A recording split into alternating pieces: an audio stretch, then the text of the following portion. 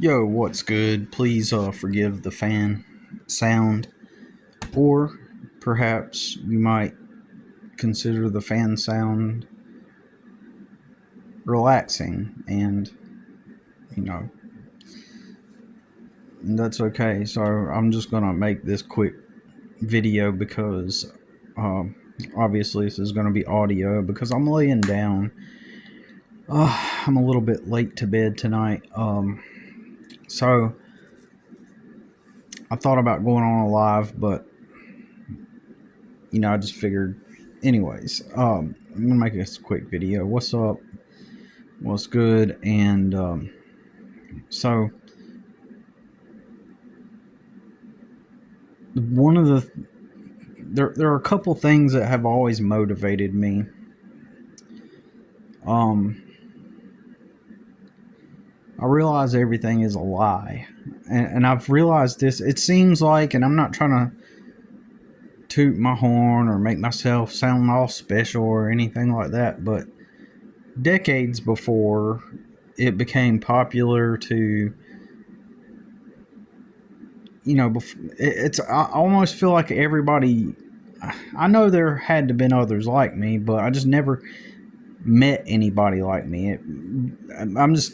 But I'm saying that my experience is like it feels like people are catching up with me, right? In reality, what's happening is the internet creates a reality where you can now have access to others, and you can hear what they're thinking, right? You can hear what they're going through, and so that's what's happening. Like there have been others. Um, However, even then, the majority of the time, the people that make videos about the state of the world, as far as like not working for someone else. Everybody uses different language, though. The majority of the people I hear talking about this, they're still in the phase where they know something's not right.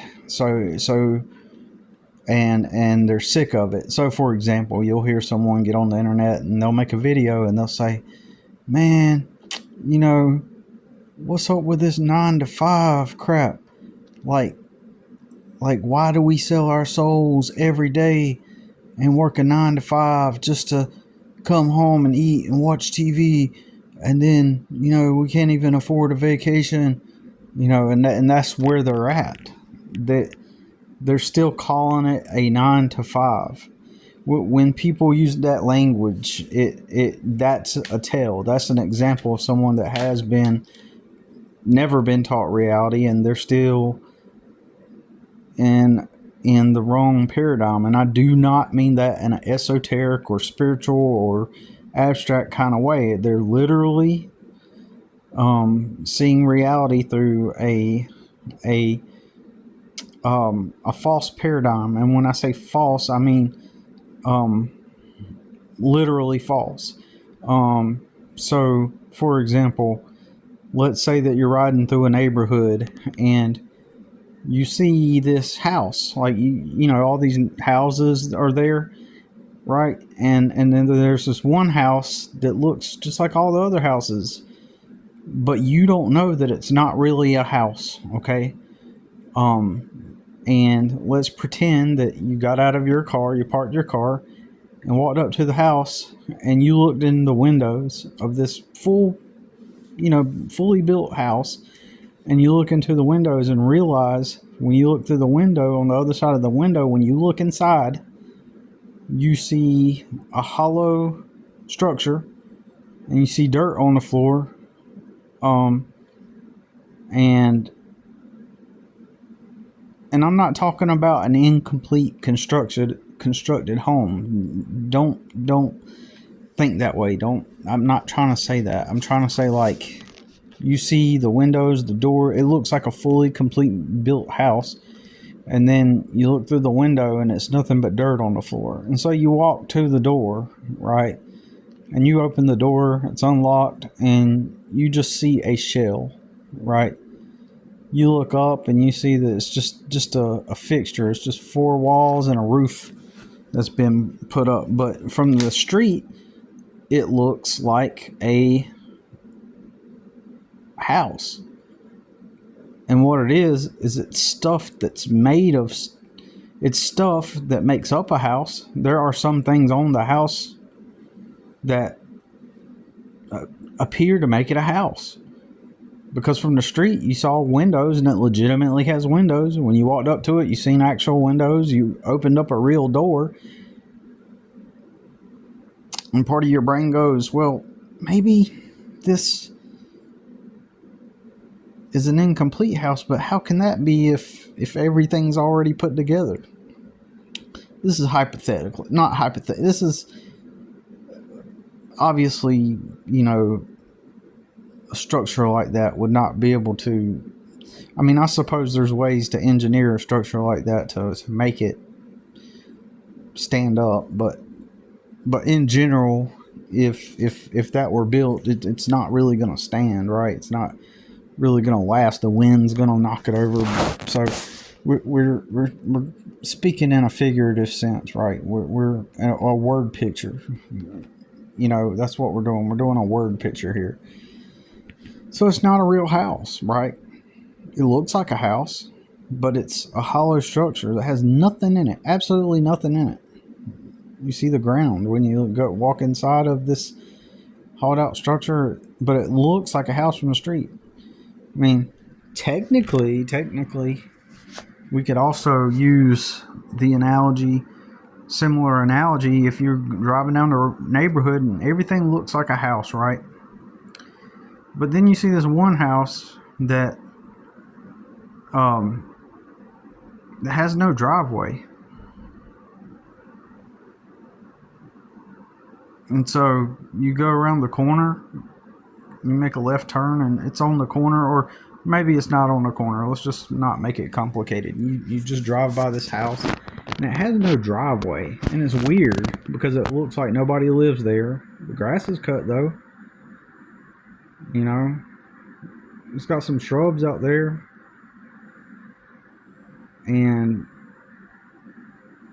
But there is absolutely no driveway there, and you're confused. Like, this house absolutely... So you think, well, maybe there's a driveway on the other side, but it's odd because it's the only house in the neighborhood that does not have a driveway.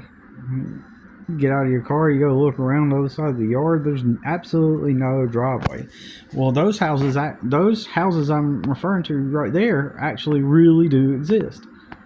And I can't remember what they're used for, but sometimes there are these stations that are made for like the water plant or something like that. I can't remember exactly, or electrical. I can't remember exactly what it is.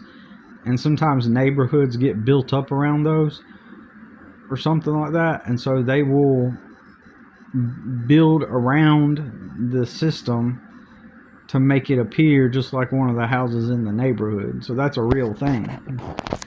But the main point here is it's an illusion. It appears like it's a house, but it's not. So, but most everybody that drives by it, they're not paying attention to all the details, and they just think that it's a house, right?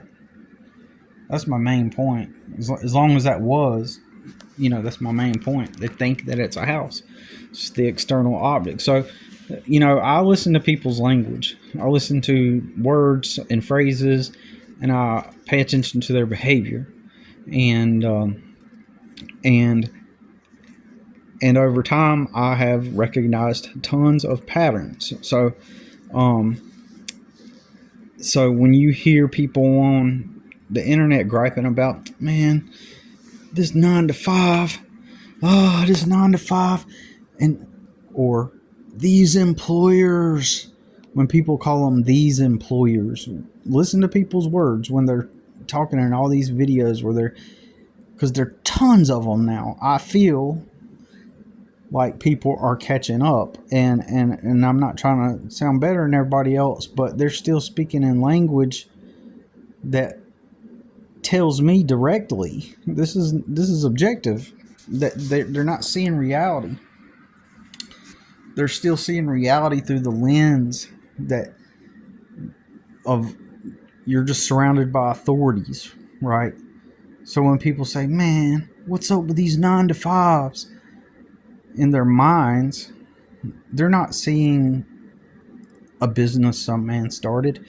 They are seeing a corporation. They're seeing, which is another word for authority.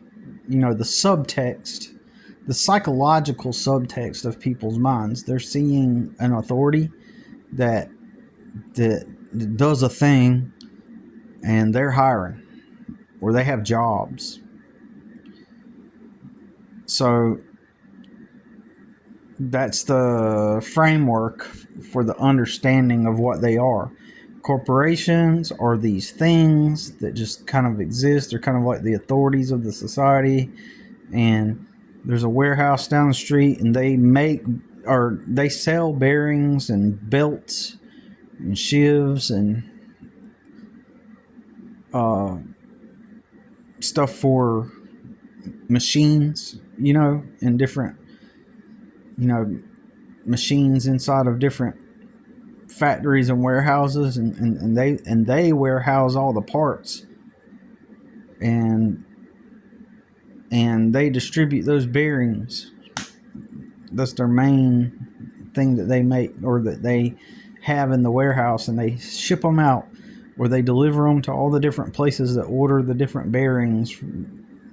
And so they're the authority of the bearings, as if greater authorities have established the society, and they are in charge of the bearings. Or you could just even try to simplify it anyway, because a lot of these things are really complex. Or it might be the fact that I'm uneducated, and so I lack the words to put this stuff into proper wording to make my message effective. So that's another thing that could be the issue here, is my own wording of it. So we sit there and we try to, what I'm saying is, let me try to start all over. So basically, we're just not looking in depth enough. We're not breaking down things to their functional components. So we're not thinking past what's in front of us or what has been taught to us. We're not thinking beyond what has been taught to us. Okay. So, for example, a person, they live on Earth. This is their reality in their mind. Okay. And they're not thinking beyond what they've been presented, or what they've been taught, presented, everything, right? They're not thinking beyond that. So when a person makes a YouTube video complaining about their 9 to 5 or 9 to 5s, when they say that, they're assuming some kind of place that exists. And this is surface level, right? Breaking down the surface level. When they say a 9 to 5, they're talking about a place that just kind of exists somewhere, and they're not thinking about anything beyond the fact that it's just a place and it just exists. So the bearing warehouse is just there. You rode by it, and there it is in the plaza. There's a couple other places there. One has paint, another has I don't know, you think of some kind of product. So one of them has sells metal frames, whatever. So one of them sells restaurant supplies, right? So you ride by this little plaza, and that's all you see. You see a place, and it says bearing warehouse, and on the sign for the burying place. So in people's conscious, in their minds, they don't think beyond that. It's just a place. And so if it's a place that just has a sign that says Bearings Warehouse, then that person doesn't think beyond that. So this is just a matter of people not breaking things down into their more complex functional components, which leaves them in a state of blindness to the reality that they're living in. So they're not thinking to themselves, a long time ago some guy got some money and he started selling the bearings. Then he bought a warehouse space and he started buying all the parts, all the bearings from the places that made the bearings. And he sold them to all the different companies that use bearings out of his warehouse. And eventually he needed help, so he hired somebody to help him, with the orders in the warehouse, because he was making enough money at that point. And this warehouse, is just a space that he rented from somebody. He goes and he rents a space from somebody, buys a bunch of bearings from people that make bearings, and then he sells it from his warehouse that he rented to all these places like the paper mill or the factory that makes the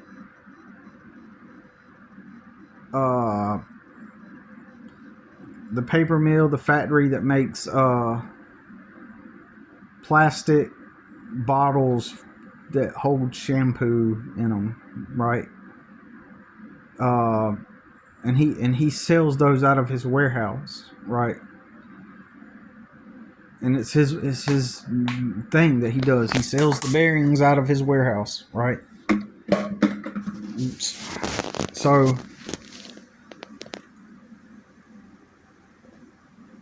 he's got a blue shirt and he puts the logos. Bearings Warehouse is the name of his warehouse. Bearings Warehouse. And he puts his blue collar shirt on. It's a blue shirt and BW. He got a logo made. Somebody made a logo from a logo company that says BW, Bearings Warehouse. And so that person that he asked to help him, he said, I'll pay you, you work 40 hours. I'm going to offer you 401k benefits. Just come to my warehouse Monday through Friday, 8 to 4:30, 8 to 5. Work at my warehouse and then just help me ship out these bearings, and when customers call or come in the door, answer that. And then he makes some more money. And eventually he gets to the point to where he's got an accountant that he pays, 2 people at the front desk of this place where they take calls and walk-in customers come in, So nobody sees all that. Nobody sees all that. Nobody thinks about that. Nobody thinks about who started it. At most, a person goes to a warehouse. For example, let's just pretend like you're going to go work at Amazon warehouse, right? That person, in their head, they just see where Amazon is just this authority. It's I don't know. It's just a place that you just order stuff from it. It's just a place that just exists, and Jeff Bezos owns it. And I don't know, a long time ago he started a company, and that's the extent of their comprehension and understanding of it. They just know that Jeff Bezos owns the company and that he's just this rich guy who got really lucky, and that's their perception of it. yeah, he was just this rich guy and he got really lucky and blah blah blah. But and they got jobs, man. So there's this kind of like dual. Well, let me not get into that. I might get into that in another video, but basically, this person, their only perception of reality is that just Amazon is the authority of the. It's just Amazon. It just exists in your reality. You know, it's the place that you buy stuff from when you want to get it sent to your house. So they're not thinking about Jeff Bezos and and how he started selling books online, like used books, and he called it Amazon.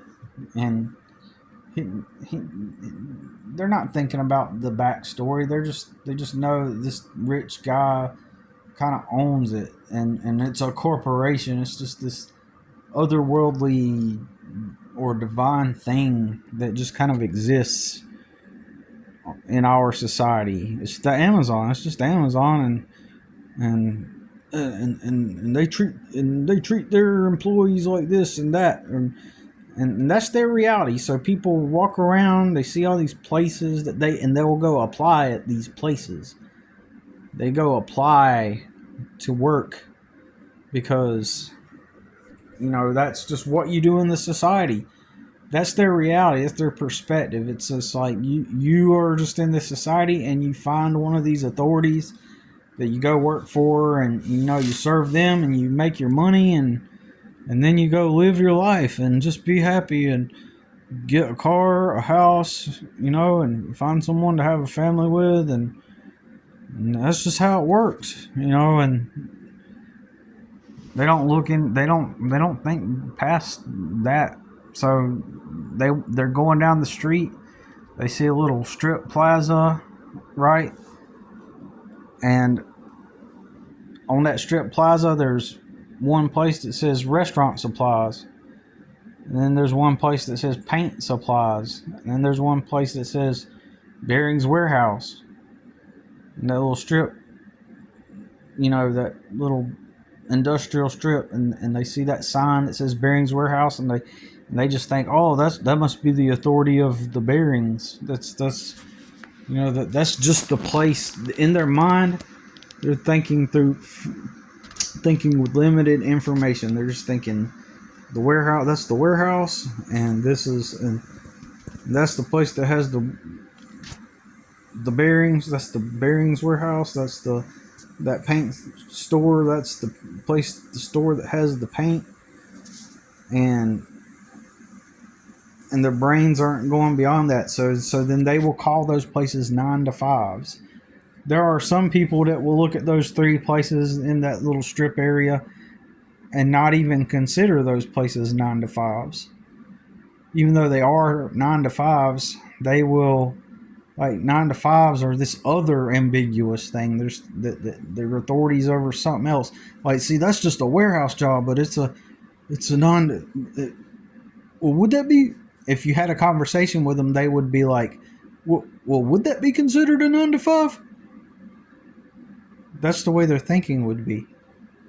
Oh, is that? Oh, so, and then you'd explain that to them and be like, yeah, that's considered a 9 to 5. Any place that you go work at that has day hours, Monday through Friday, in general, that's considered a 9 to 5, right? Any place that has Monday through Friday hours, is considered a 9 to 5. And then it begins to hit them, or maybe not. And they can't comprehend, because there are people that just kind of think that, okay, there's the warehouses and the restaurants, and then there's the 9 to 5s. They mentally categorize them as this like other thing. So when I worked at Chick-fil-A, I had a 9 to 5 at Chick-fil-A. How is that? You say? What? How is that you But Billy, what do you mean you're Chick-fil-A? What did you work at the corporate office? Because this is where their brains start to scramble and they can't comprehend what they're saying, the words that they're saying, and they're just like, um, oh, well, what do you mean you work at the corporate office? Because that's the only thing their brains understand. It's the only thing they've been taught.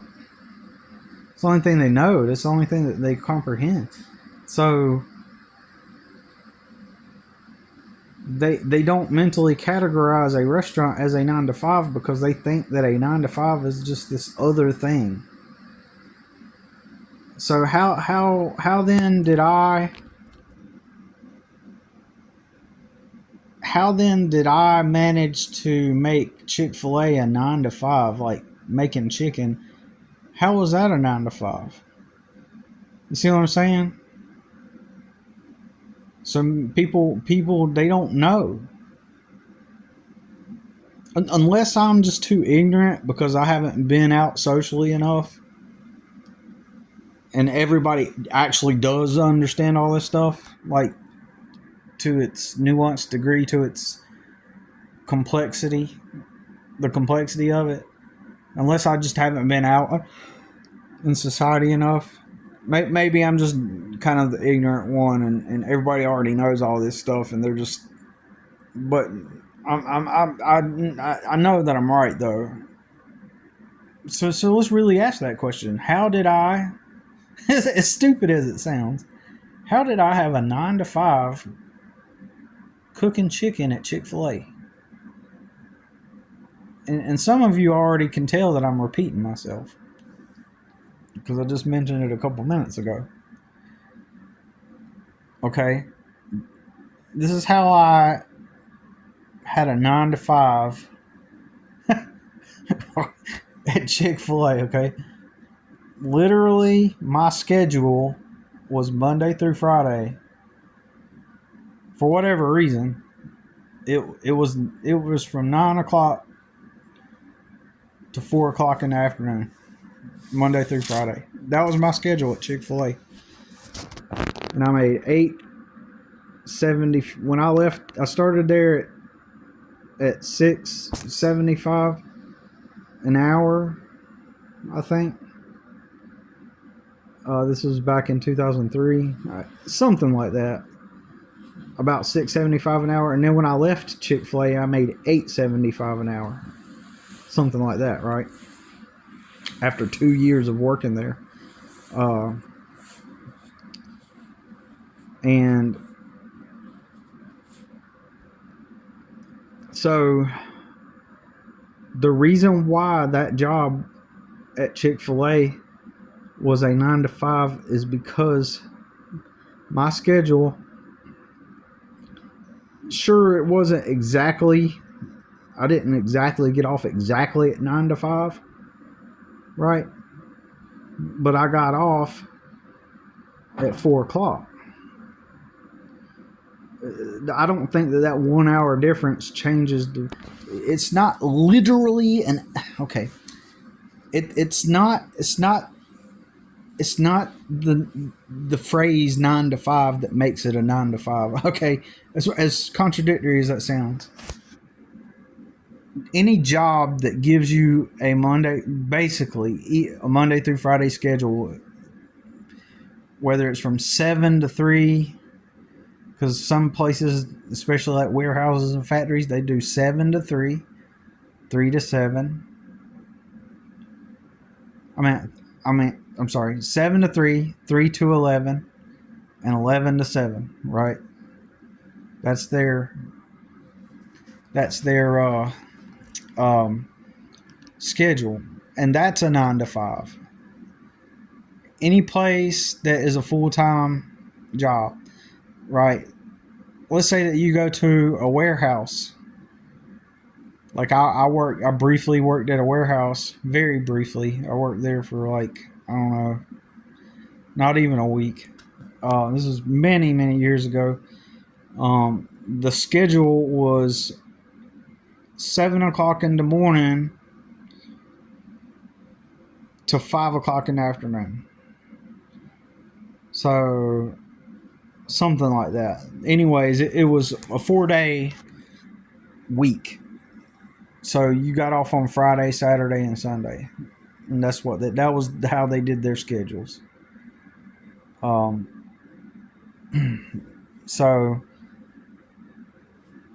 you work 4 10-hour days, okay, and then you got Friday, Saturday, and Sunday off. That's just the way they did it, okay.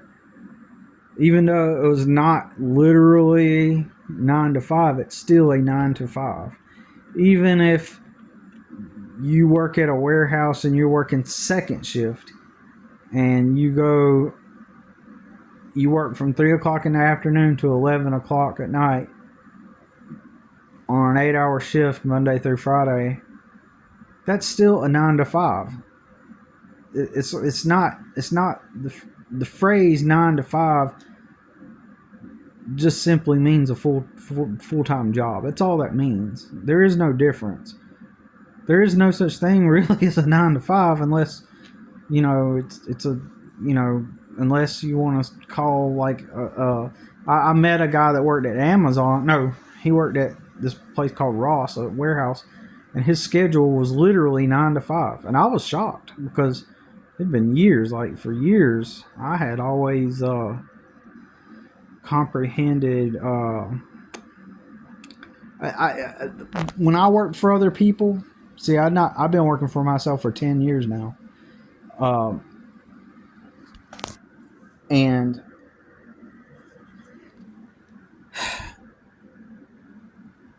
yeah, I've been working for myself, kinda. I'll get into it later, but 10 years ago, right now, I was in Washington, D.C., living in Washington, D.C. area. I was in Arlington. And anyways, I had quit my paint warehouse job. Uh, I have to apologize because I lost my train of thought just now because I started thinking about how I lived in Washington, D.C. area.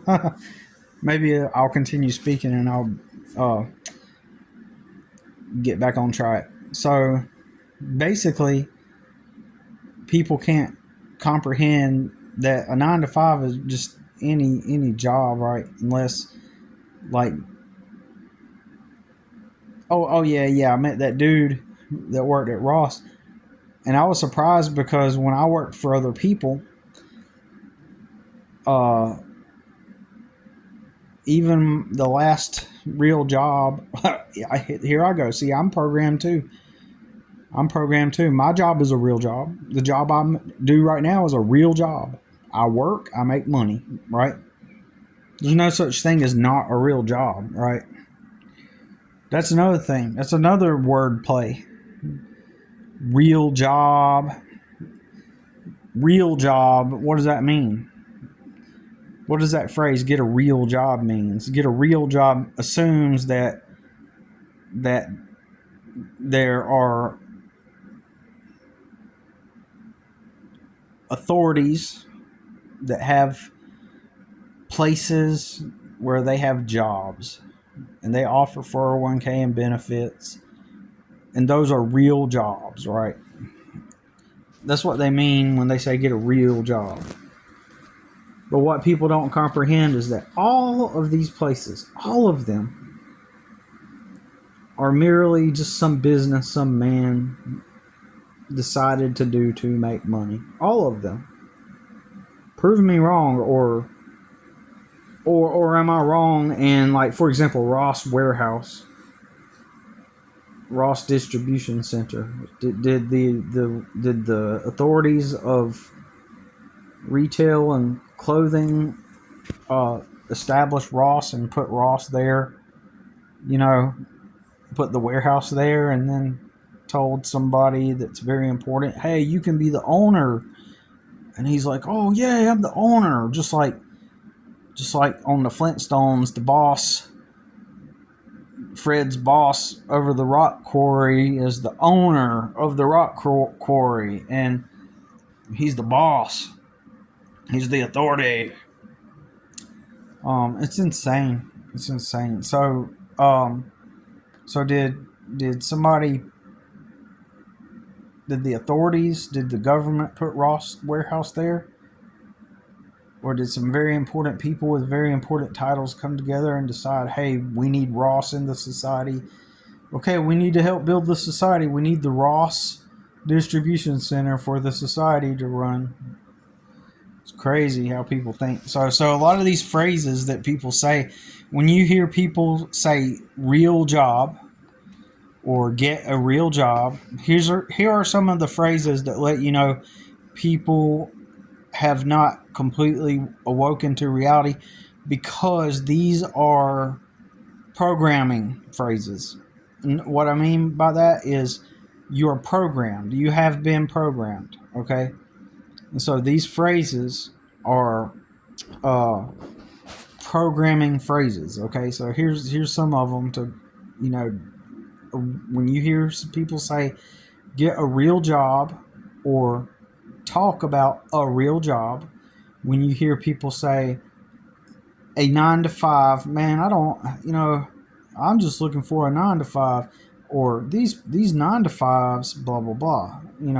When they refer to them as 9 to 5s, when they refer to them, the places, as employers, the employers, if employers would just be good to all their employees, if the employers, when they say it that way, it assumes that there's this mass army of the employers that some authorities have established to run the society. Like, it's literally communism. Okay, we live in this, like, allegedly capitalist society here in the United States anyway, but we act like it's a communist one, because we act like these are government ran facilities, all ran by the authorities.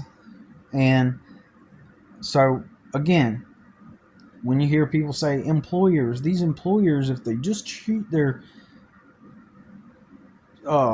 people right, because, again, it's just people are speaking from limited information. They're, even if they do know the information beyond just the limited information, they're still wording it in such a way that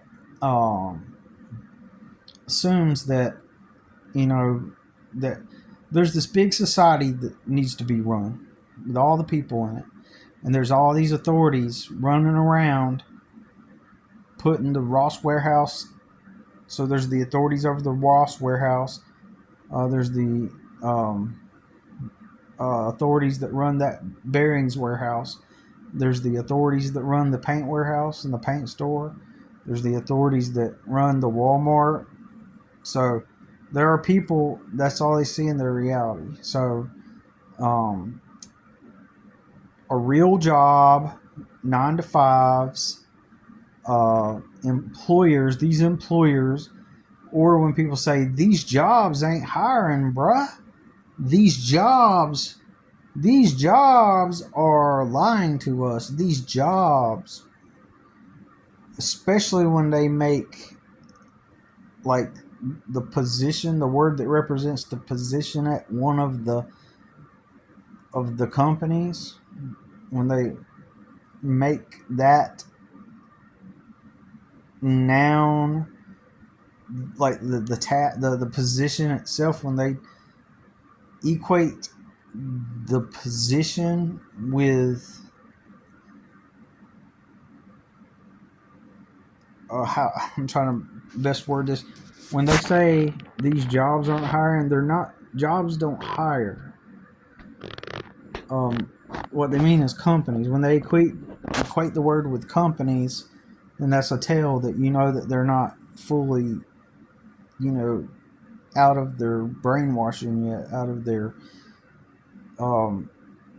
so you hear all these phrases that people say, and that lets you know that they're still, they haven't figured it out there. So they're kind of like in a sort of mental purgatory, because they live in a reality that's just, it's the society, and all these authorities are running around running everything.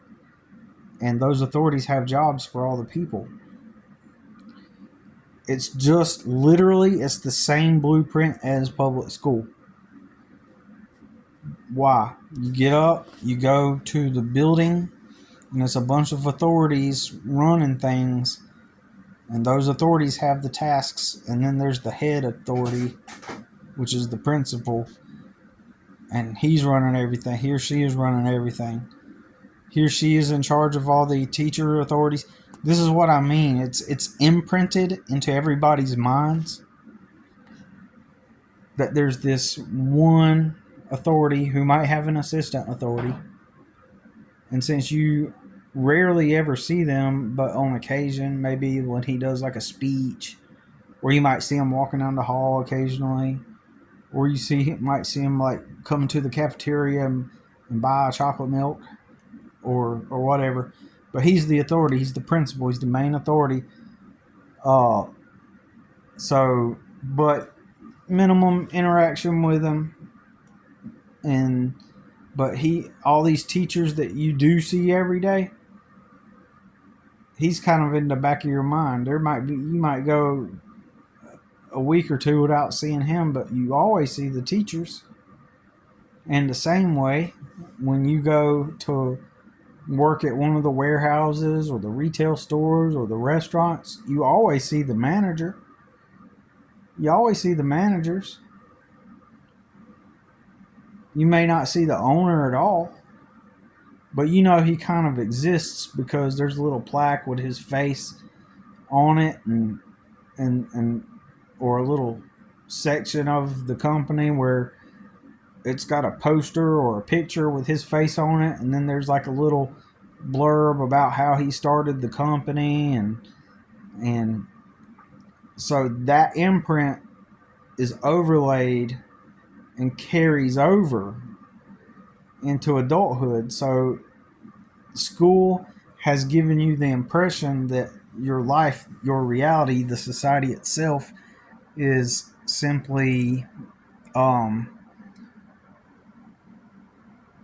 bunch of authorities that have everything working in the society. Just like the authorities had everything working in the schools and running.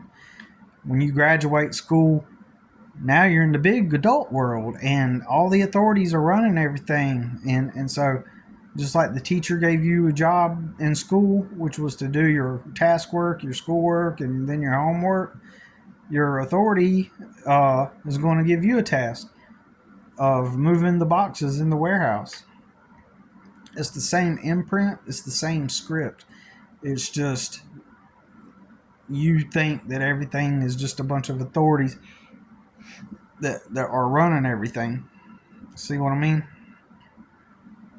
So you're not taught how reality works. You know,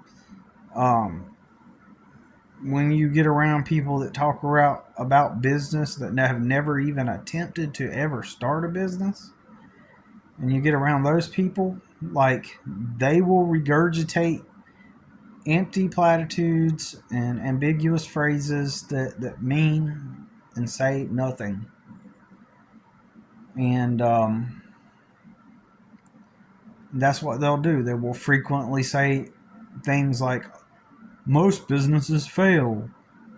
Oh, well, they're really going to get you on them taxes if you go into business for yourself. Or, yeah, but then, then you'll be working on your business all day. Oh, so why is that programming? Why is that operant conditioning or social programming? Because the script that you've been sold is that the authorities assign you a task just like in school, and then you finally get home, and then when you finally get done with your homework, now you're free to be yourself and do what you want. Now that you've got all your schoolwork done. So it's the same imprint. There's this imprint that work is just this thing that you do that you don't really care for. You wouldn't do it if you didn't have to, but you have to keep the bills paid, and so that's work, and then you clock out, and then now you get to have all your free time, allegedly, right? Allegedly, that's the way it works. And so that imprint is printed on the people that a job or and work is just this grueling thing that you don't really care to do, but you just do it so that you can provide and have a house and live life. That's the way it's worded, but that's untrue. That's not true. Um, that's a lie. So, um, so they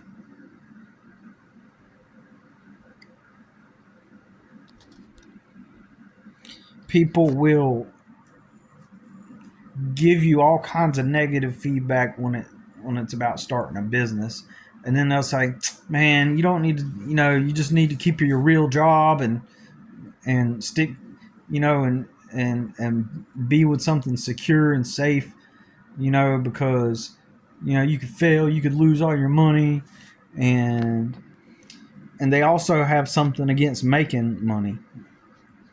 And what I mean by that, as long as you make a salary and you get paid to do a task that you'd prefer not to do all day, and you can afford to pay the bills and have your place, then humbleness or that humility is righteousness. That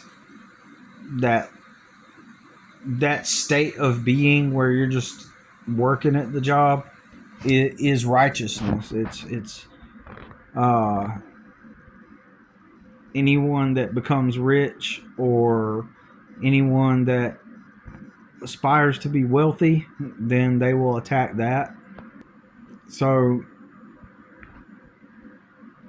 what if it takes, wealth to, what if it takes a certain amount of dollars to achieve something that you want?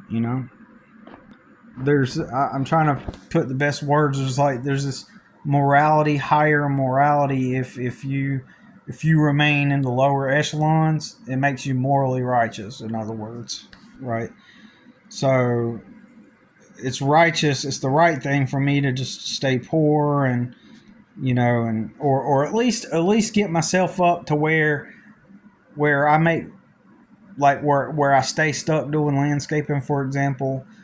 At least if I just make enough to where I could just afford my own place and pay the bills and do my landscaping, as long as I stay in my lane and keep doing that, or if I, even that is offensive to some people, because if you're poor, you're not supposed to start your own business. You're not supposed to. You're supposed to move them damn boxes. Like, move them boxes. Who do you think you are? Look at you out here trying to do a landscaping business, man. Oh, shit. Like, where's your logo at? Stay in your lane.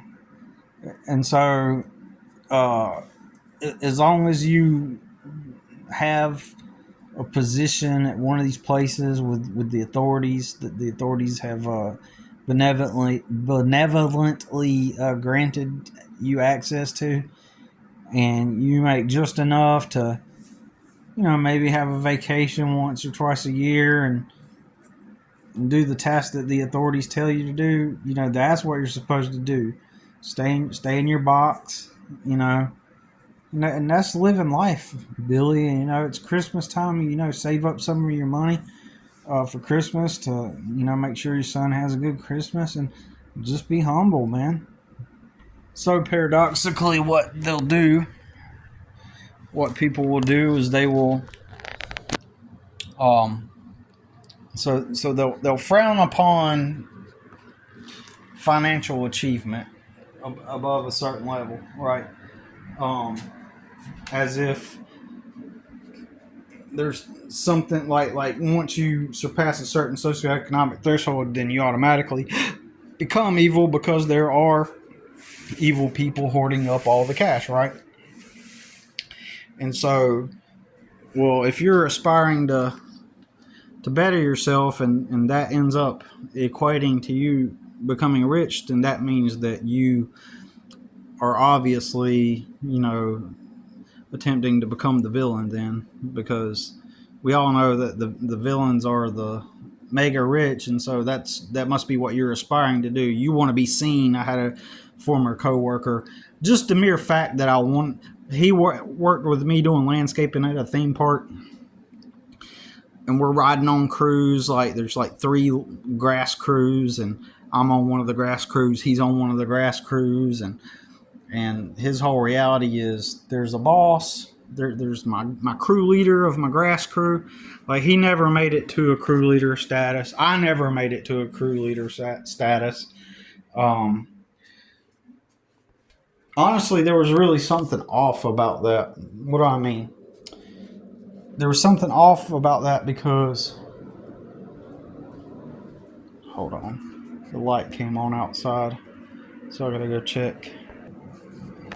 There's a motion light out here, and that's where my truck is, right under that motion light. It could have been like a raccoon or something.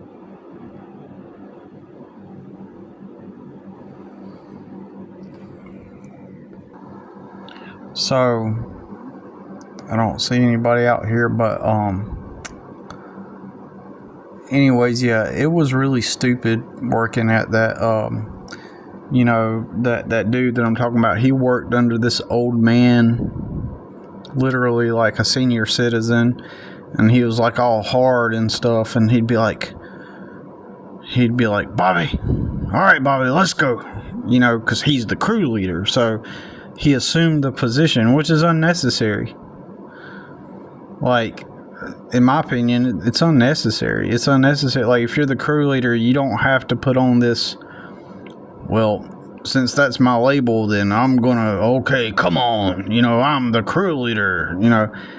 His crew leader acted like that. All right, Bobby, let's go. Like I'm in charge, so do what I say and let's go. All right, so that's unnecessary. And so likewise, my crew leader did the fucking same thing. He did the freaking same thing. He'd always be like, all right, Billy, let's go. Let's get it. Like, there's no reason to talk to me that way. It's not necessary at all. I'm an adult. You're the crew leader. It doesn't mean that, in my opinion, that you just assume this. All right, I'm in charge, so let me order you around. Let me make sure that you know that I'm the crew leader and speak in such a way that reaffirms that I'm the crew leader. It's just so stupid, right? It's not necessary, but we're talking about entry-level blue-collar jobs, right? That suck, right? Low IQ, bunch of stuff. It's not necessary. Now, since it is a entry-level, low-level blue-collar job, right, then that means there are going to be types and figures and people that are just frankly, they're going to be immature. They're going to be like grown-ass kids. Men that are grown-ass kids. And they literally have to be babysat. So, unfortunately, you have to be around those types of people in these environments. And so it would make sense if you are unfortunate enough to have to work a blue collar job like that, and then have to be assigned to someone that is just like a grown ass kid, right? And then now you gotta your job isn't to get the job done at that point. Your job is literally, because mentally they're children, your job becomes mentally to babysit them, right? And there were several people like that, but I was not like that. I was a man. I was a man doing a job. I was a man. I was told this was my job, and I was there to do that job, and that's all I did, right? There was no need to talk to me like I'm some child. There was no need to talk to me like I was some thug wannabe, or I got to make sure I'm on your ass so that you don't drift off and start slacking. Not even necessary one bit. I am the guy that clocks in. I do the job that they tell me to do, period, because I'm a man and I'm mature, right? But, I was always in poverty. When you're in poverty and you're at an entry level job, they just kind of treat you like you're just a little child that you have to be babysat. And, and so it became pretty stupid. And so that I know I'm kind of getting off topic, but I'm trying to relate that back to the topic. But, anyways, so yeah, people are just brainwashed. They're brainwashed to not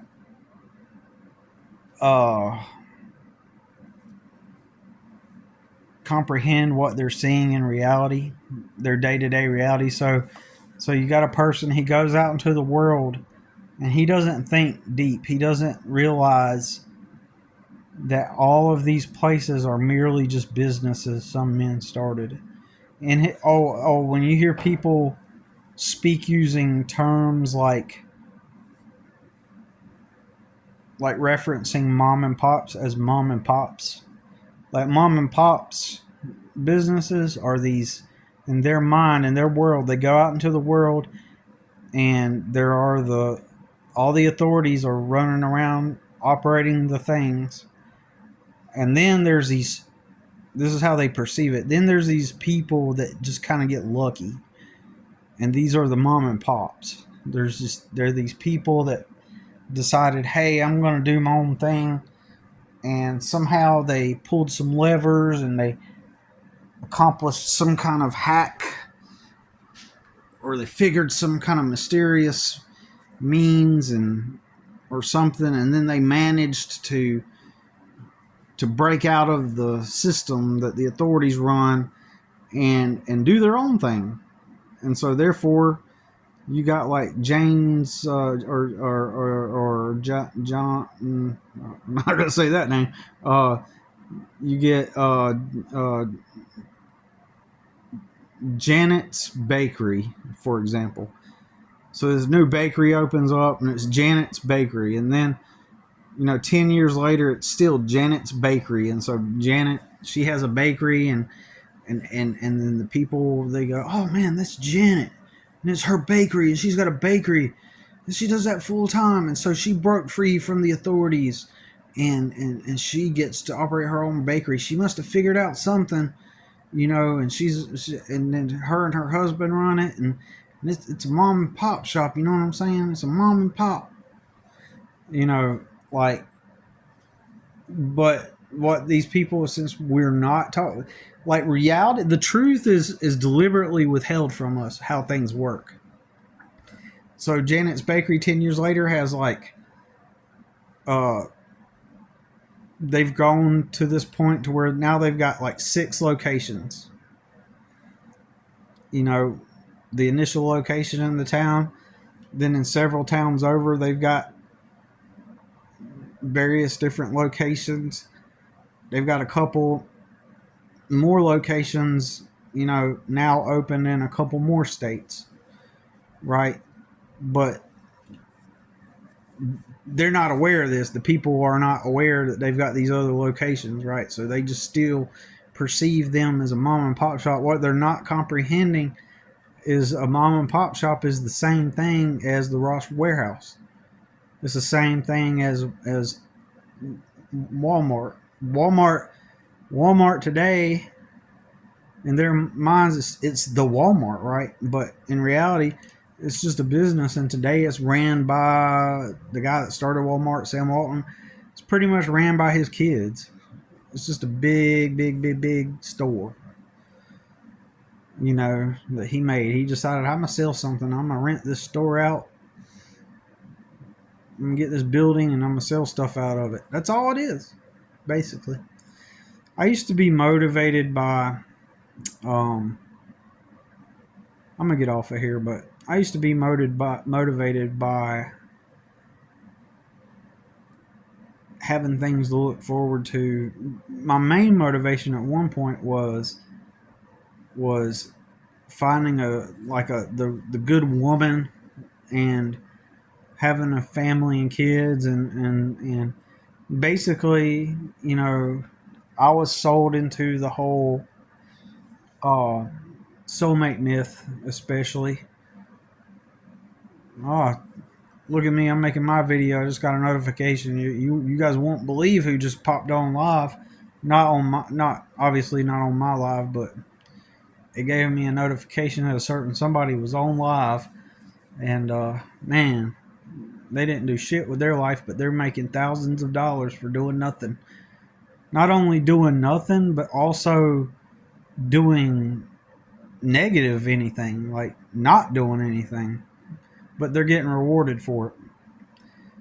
Whereas, like, I spent my whole life determined to get out of poverty. That was the whole point of me working so hard, was to get out of poverty. And all along the way, you know, no one's ever like stepped up and said, "Wow, you worked so hard.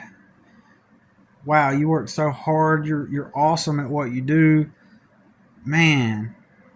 God, you fought all those legal battles and won those. You've won every time. Oh my God." And nobody's ever like looked at me and said, "Wow, if anybody needs like an extra hand, it's you." And honestly, that's facts. That truly is facts.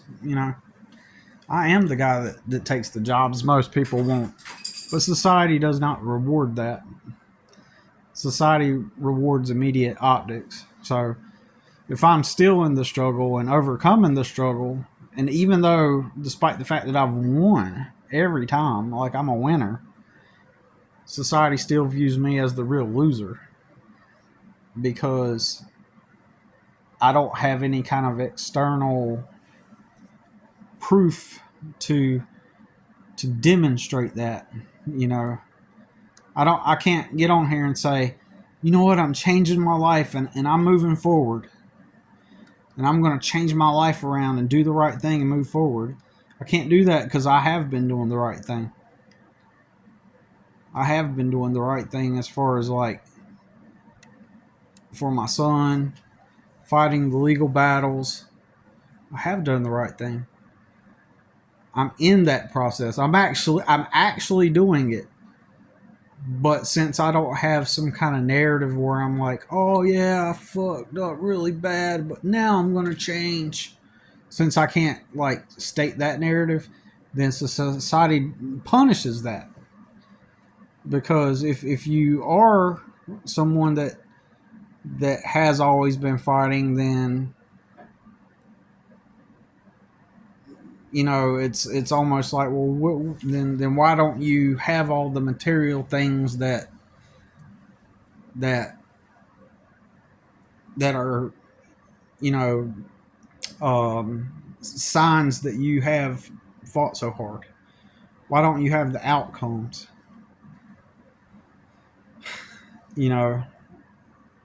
There must be some kind of external proof that you got, some kind of visually, optically thing that people can point at and go, "Oh, that's, that, wow."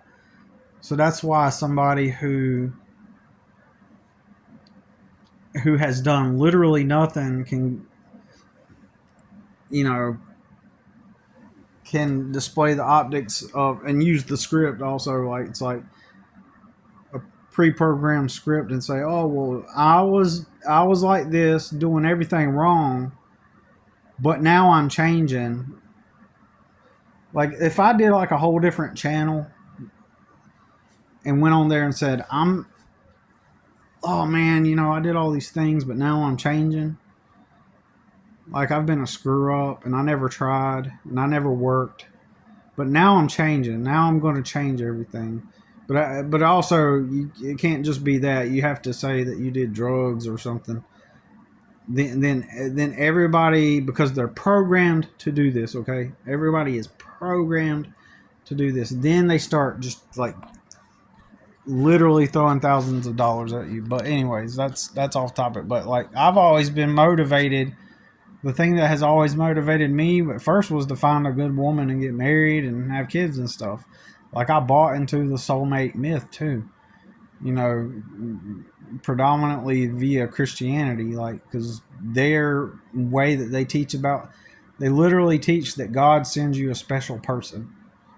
That's literally the soulmate myth, perpetuated in romantic comedies and sitcoms, and you know in other movies too, and in stories and in church. That myth is perpetuated by like there's a Bible verse that says that you know well there's several Bible verses, but I forget them specifically. But basically, it doesn't matter if I can quote the Bible verses or not. What matters is the general gist of it. Like because you know it says that you know Eve was made from Adam's rib and was there to be Adam's helpmate, and that you know and and God sent Eve to Adam, and so uh, and God will send you your helpmate. Um,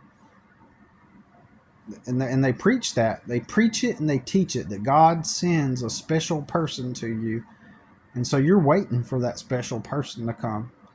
You know, you think that you're just gonna live for the Lord. Just live for the Lord. Don't worry about it. Just keep praying and ask God. Tell Him what you want, and God's going to send that special person at the right time. You know, they teach that. They perpetuate the soulmate myth. And that's how, and that along with watching sitcoms and stuff really put that into my head, and I was under that spell, under that.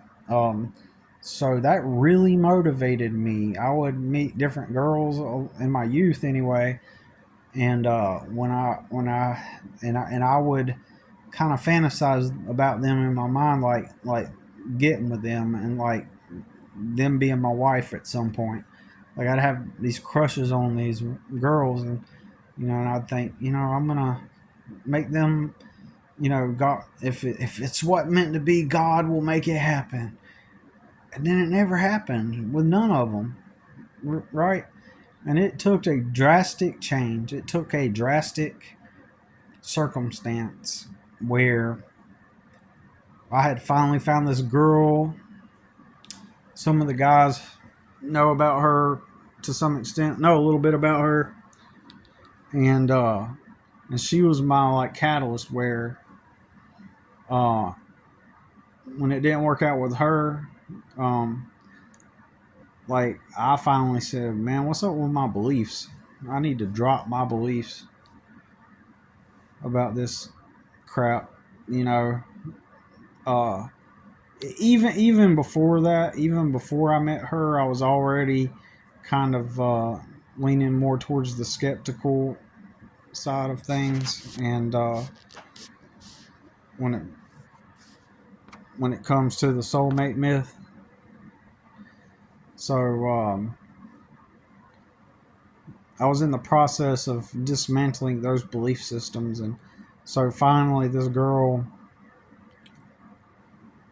I thought I could Christian court her.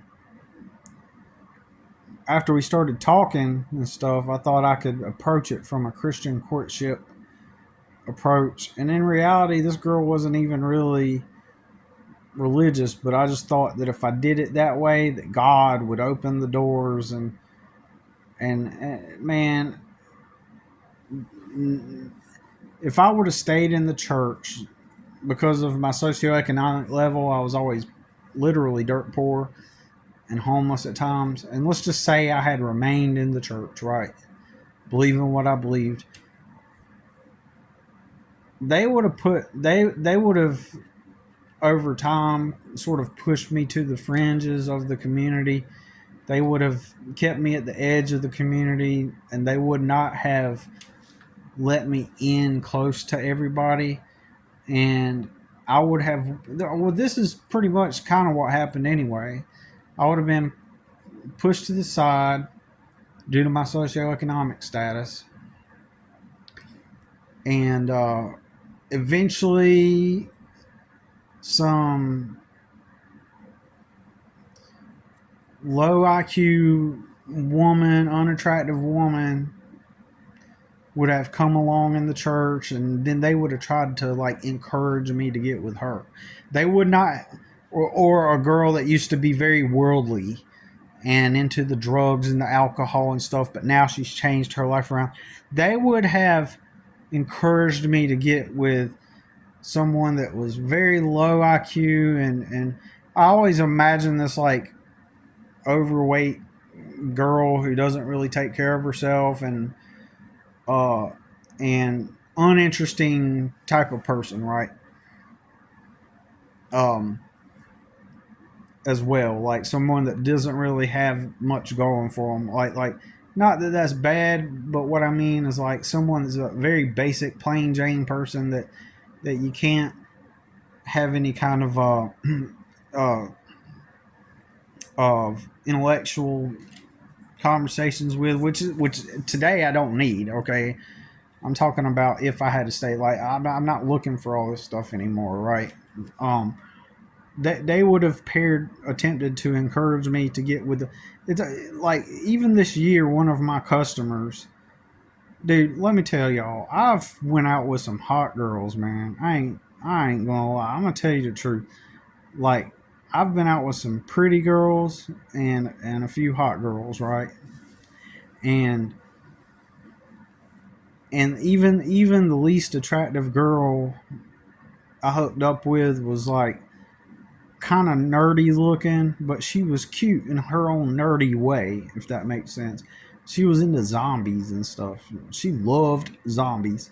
She had tattoos of zombies all over her arms, and she had braces, right? And so she was kind of a weird looking girl, but even with her being weird looking like that, she still had a cute face. She was like cute in her own way, right? And so it was just nice to hang out with her, and it was a pleasant experience. And basically, I literally hung out with her a couple times, 2 or 3 times. We hooked up, and I didn't hear from her ever again, right? Um, and even then, I would argue that she was kind of a cute girl, right? Um, so my point is that um, I forgot my point actually, but I'm just saying, like, if I would have stayed in church and been a church boy, I would have watched all like the good Christian girls that are interesting, that are involved in their faith, like not just involved, but like consciously dedicated to it and proactively dedicated to it. Like they would have been married off with all the other privileged boys, and then eventually the church would have said, "Oh, what about Serenity? What about Serenity? She would be a good fit for you, Billy. She's single, you know." But yeah, that's what I was gonna say. My customer tried to hook me up with this woman, her house cleaner. See, there you go. I'm the landscaper guy, and nothing wrong with house cleaners. That's not my point. This lady is actually doing really good for herself. She had her own business and everything, but but she, uh, but I know that in my customer's mind, she kind of sees me as, oh well, he's the yard work guy, so, and she's the cleaner, and so they would be a good match, and they're both single parents, and so they would be a good match. And this lady was super plain Jane, like she was at the lower end of average, right? Like when I saw her, I was like, man, I've been out with like tons of hot girls. Like, I'm not like there's literally no attraction there at all. Anyway, right? And then as my customer's describing her, she was like, yeah, she's a good woman. She works hard, does her cleaning, and she's had to work hard all of her life. She had her had a kid at age 16, and she's been working hard. So that's how that tells me how my customer perceives me. She perceives me as lower than them, right? Because what she described in that lady, what she described in with that lady is uh tells me how she views me, because she perceives that as being at the lower end of the socioeconomic level, right? That's the way she perceives it. She perceives me as low status, as someone, because I don't think I cleaned. I cleaned for 10 years. I did industrial janitor work for 10 years, right, on and off, part time, right? Um, so I don't. But that's how people perceive you. It's all about how people perceive you. Anyways, um, so that's what I mean. The church would have paired me off with somebody that's like that that I just wouldn't be able to. If I'm going to have a long term partner, I at least need somebody like today. I don't need somebody like that, but like if I'm going to, if I do end up partnering with someone, like actually I really don't care about their intelligence level anymore. I really do not care. I really don't care. If I meet somebody that ends up being long term, I don't care about, as long as they leave me alone and contribute in their own way, and they're pleasant and they're not annoying, and they're attractive enough. They don't have to be no damn supermodel, but they got to have something about them that I find attractive.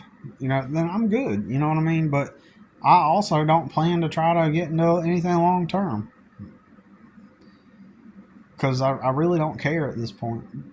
So, but I did because I was bought into the soulmate myth, But, anyways, I reckon I need to get off here because it's way too late now. Yeah, it's 12:17. I ended up trying to make a short video, and as always, it became a long one. But, anyways, that is not good. Anyways, y'all, I appreciate you watching, and I hope you got something out of it, and just a bunch of crap. And my channel is not anything great as far as like, I'm not. If I were making a serious channel, in other words, like, I would definitely be more organized about it and more, uniform and deliberate, if that makes sense. And so mostly I just ramble, and so I appreciate you listening, and hope you got something out of it, and we will talk to y'all on the next one. Peace.